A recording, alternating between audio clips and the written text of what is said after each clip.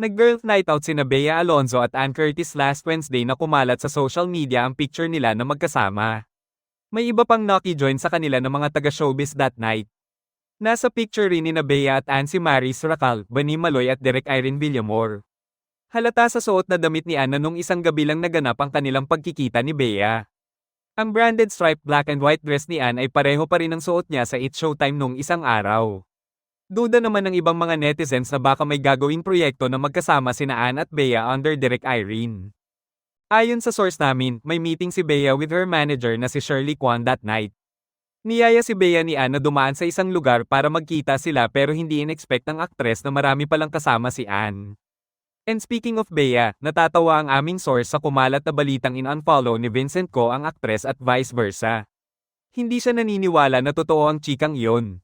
In the first place, meron nga raw bang social media account si Vincent Ko para i-follow si Bea? Napaka-private na tao raw nito para mag-post ng kahit anong ganap sa kanyang buhay. Nag-girls night out sina Bea Alonzo at Ann Curtis last Wednesday na kumalat sa social media ang picture nila na magkasama.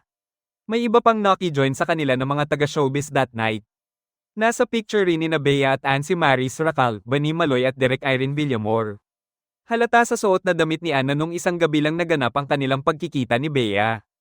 Ang branded striped black and white dress ni Ann ay pareho pa rin ang suot niya sa It's Showtime nung isang araw. Duda naman ng ibang mga netizens na baka may gagawing proyekto na magkasama sina Ann at Bea under Derek Irene. Ayon sa source namin, may meeting si Bea with her manager na si Shirley Kwan that night. Niyaya si Bea ni Ann na dumaan sa isang lugar para magkita sila pero hindi in-expect ng aktres na marami palang kasama si Ann. And speaking of Bea, natatawa ang aming source sa kumalat na balitang in-unfollow ni Vincent Ko ang aktres at vice versa. Hindi siya naniniwala na totoo ang chikang iyon. In the first place, meron nga raw bang social media account si Vincent Ko para i-follow si Bea? Napaka-private na tao raw nito para mag-post ng kahit anong ganap sa kanyang buhay. Unbelievable. Ano ang sa inyo sa balitang ito?